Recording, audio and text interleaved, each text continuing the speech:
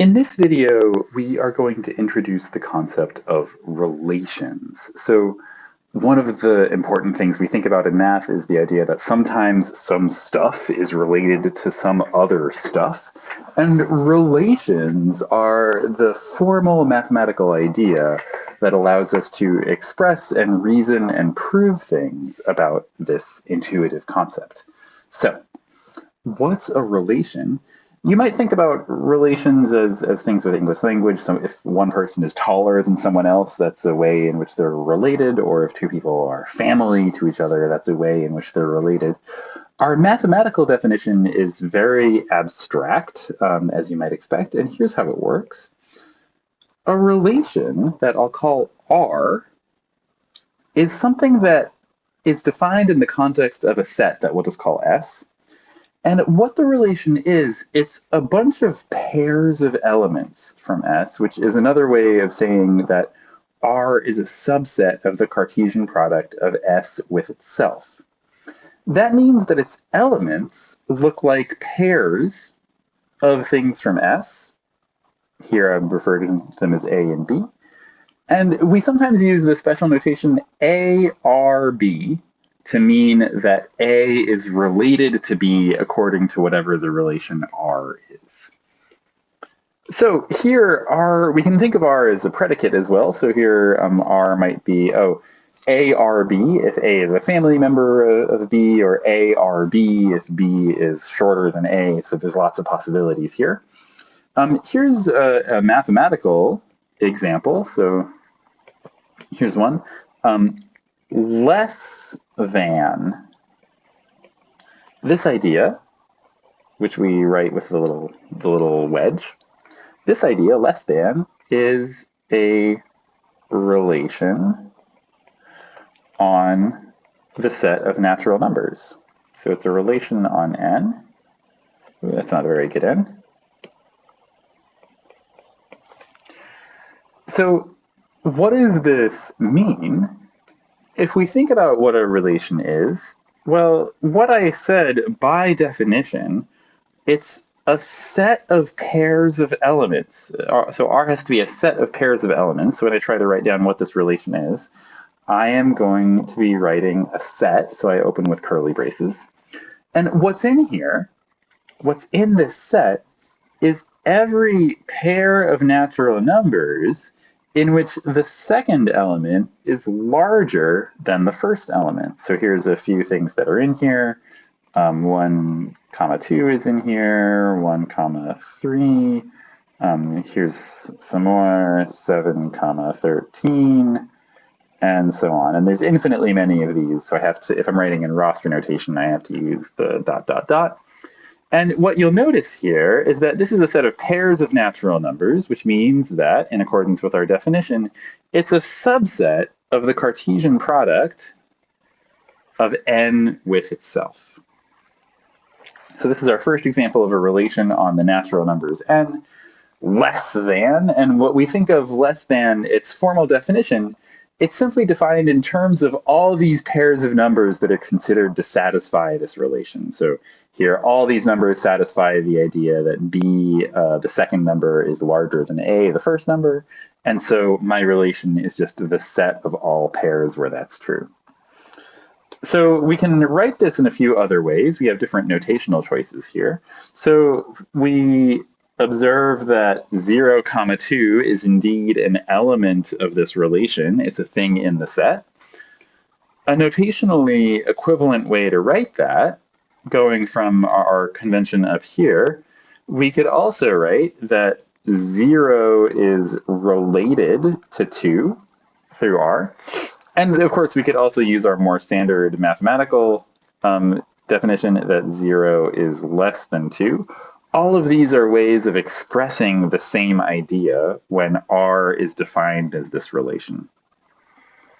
On the other hand, 3, 2, okay, the first number is smaller than the second, is not an element of R, which means that 3 is not related to 2, and indeed, it's not the case that 3 is less than 2.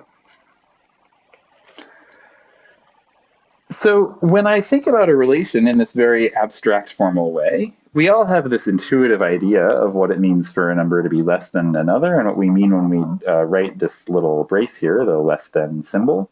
The idea of a relation is much more abstract. We just think of it as a set of elements that satisfy whatever the relation is, and in particular, a set of pairs of things drawn from the base set. So here, a set of pairs of natural numbers. Here's another example.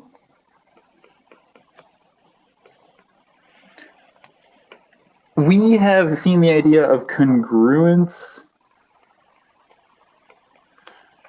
modulo p recently, and this is also a relation on the integers or the natural numbers. Both of those statements would be true. So, for example, let p equal 3, just for the sake of concreteness, then we can actually start writing out some elements of the set R here. So what I need is for the two elements to be congruent to each other modulo 3. So here's a few examples. 0 is congruent to 0 modulo 3. 0 is congruent to 3 modulo 3. Let's see, 0 is congruent to 6 modulo p. 9 is congruent to 12 modulo p.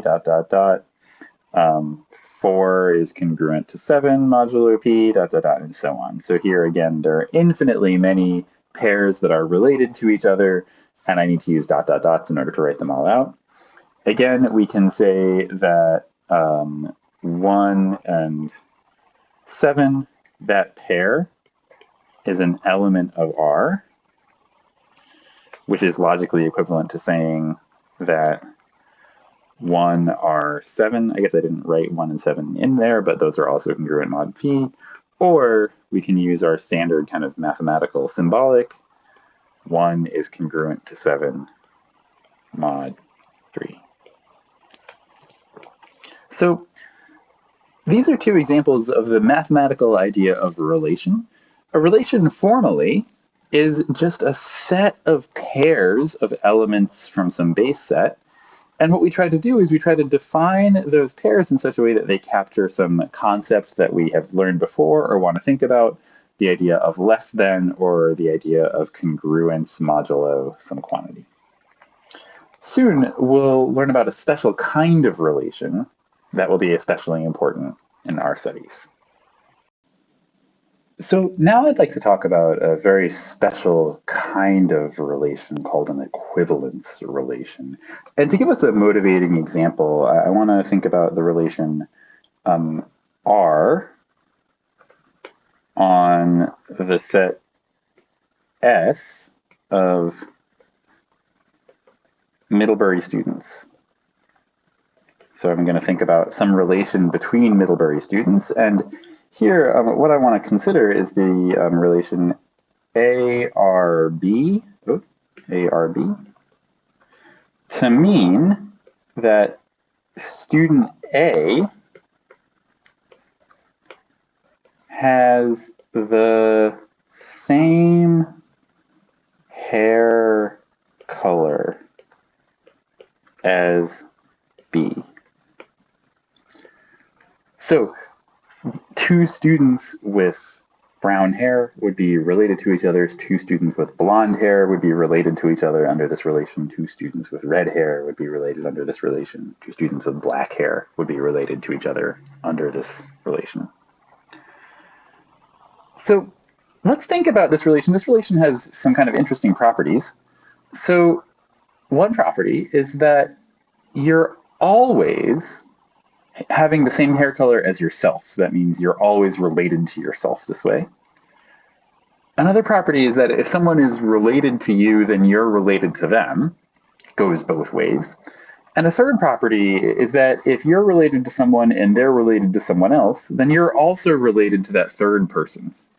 So these three properties are the defining properties of what we call equivalence relations. And I want to explain this, discuss this formally now. So definition. An equivalence relation, new vocabulary, An equivalence relation, R on a set S, is a relation that has three conditions. Three conditions have to be satisfied for a relation to be an equivalence relation. The first one is called reflexivity. The relation has to be reflexive. And what that means is that for every element in the base set, it must be the case that that element is related to itself. For all A in S, A are A. Or in English, every element of the set S is related to itself. Here's another one, symmetry.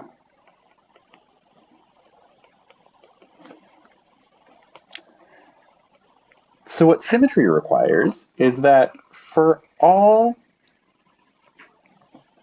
A and B in S, so for any two elements, A and B in S, it's the case that A being related to B implies that B is related to A. The relation goes both ways. It's reciprocated. If A is related to B, then B is related to A. So that's our second requirement, symmetry. We need to be both reflexive and symmetric. And finally, we need to be transitive. Our third property is transitivity. So what transitivity says is asks us to look at all sets of three elements of S. Three elements are in play now. For any set of three elements in S, if A is related to B, and furthermore, B is related to C, those two things together imply that A is related to C. So in words, if A is related to B and B is related to C, then A is related to C.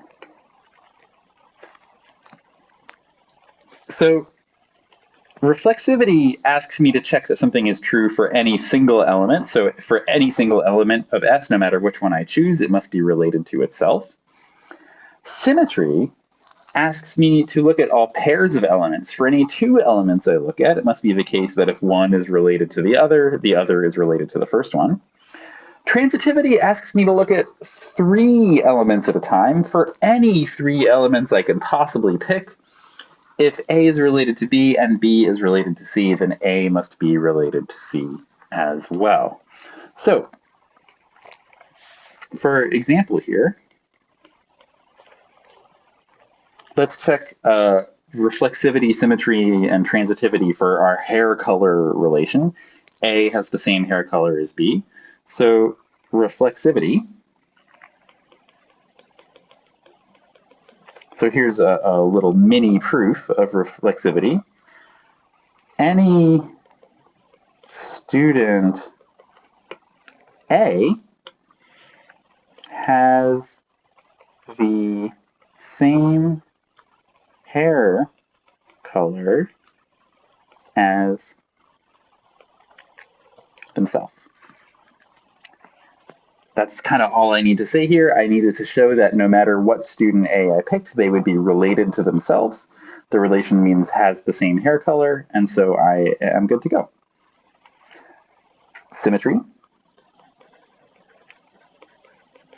So here's a simple argument as well. So suppose that A and B have the same hair color. So that's a definition of the statement that A is related to B. Then B and A also have the same hair color. So that's a statement that B is related to A, and we were able to kind of work this out logically for any possible choices A and B, so we've proven symmetry as well. So last one, transitivity. When we're understanding or writing proofs about equivalence relations, transitivity is almost always the hardest one. So here we go. Let A and B have the same hair color, and let C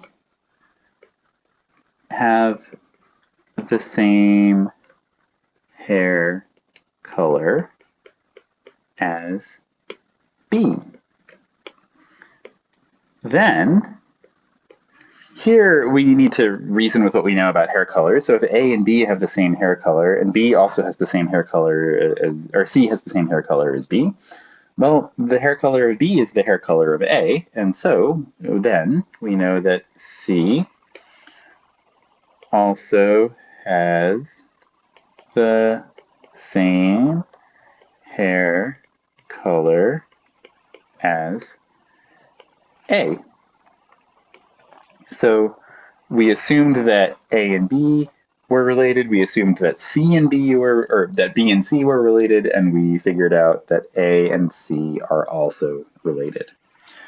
So this kind of proof that a relation is an equivalence relation, we've just proven that this hair color relation is an equivalence relation. This kind of proof that we've written here, it's kind of simple and doesn't really have very many steps in the case that we're looking at something that's kind of out there in the world, like hair color. In the case of something like mathematical definitions of relations, it can get a little more complicated, and we'll look at an example quite soon. When considering relations on small sets, it's possible for us to actually draw everything that we need to know about the relation, and this can help us visualize whether a relation is an equivalence relation as well. So let's take a look at a relation, and we're going to see if we can draw it. Here's our relation. Our set contains 4 elements, A, B, C, and D, and we're going to assume that this relation has 5 pairs in it. So A is related to B, B is related to D, B is related to C, A is related to D, and D is related to A. The way we're going to draw this relation is as a directed graph. So to draw a directed graph, what we need to do is we need to draw a vertex for each element of the set. So here's A and B, here's C, and here's D. Then, in order to draw relations between these vertices, what I'm going to do is I'm going to look and I'm going to see, hey, if I see that A is related to B, I am going to draw a directed arrow. So not just an edge, but a directed arrow from A to B.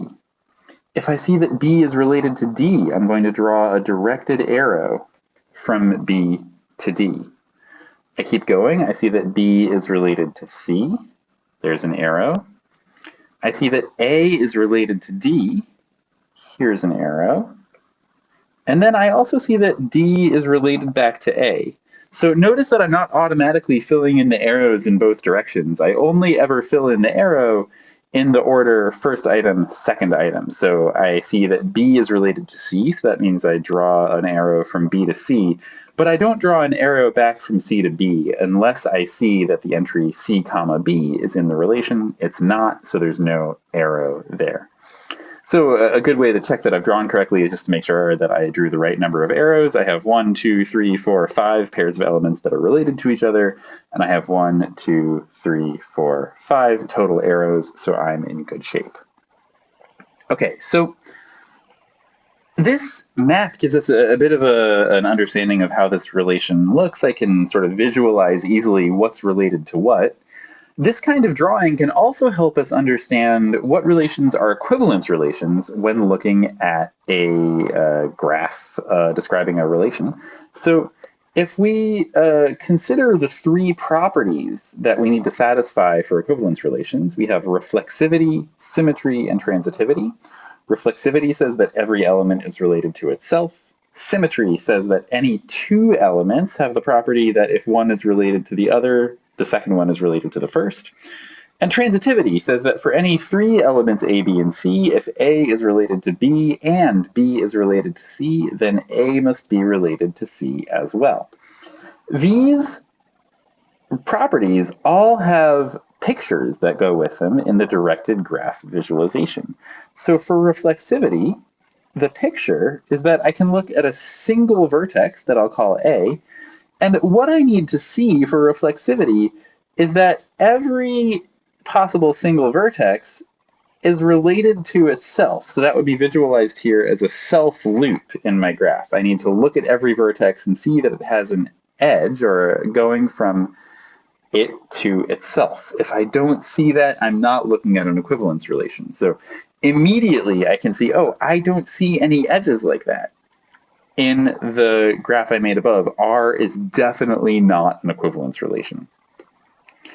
Here's another one. Symmetry means that if I have two vertices, A and B, and A is related to B, it must be the case, it's required, that B is related to A. If I don't see that, I'm definitely not looking at an equivalence relation.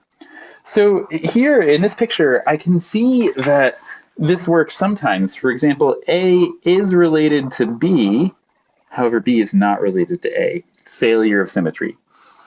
A and D do have the symmetry property. So A is related to D and D is related to A, but I need this to be the case for all possible choices of two vertices. I don't see it in some cases, so we see that this graph also fails to satisfy the symmetry property. This is not a symmetric relation either. Then, finally, the picture for transitivity involves three vertices that I'll call A, B, and C. So what transitivity says is that if we see arrows from A to B and from B to C, then there must also be an arrow that goes straight from A to C. If I don't see that, I'm not looking at a transitive relation and therefore not an equivalence relation. Here too, we can see that this is not always the case. So A is related to B and B is related to D. I'm required to have an arrow from A to D, and indeed I do. So this one actually works. That's what we call a transitive triple, a triple that satisfies this transitive property. On the other hand, A is related to B and B is related to C, but I don't see an arrow from A to C. So just by drawing here, we can see, this relation is not reflexive because I don't see the self loops. It's not symmetric because I see that some edges only go in one direction without another edge going back. And it's also not transitive because I have some cases where A is related to B and B is related to C, but A is not related to C. So just by checking these drawings, I can see that I am not looking at an equivalence relation here.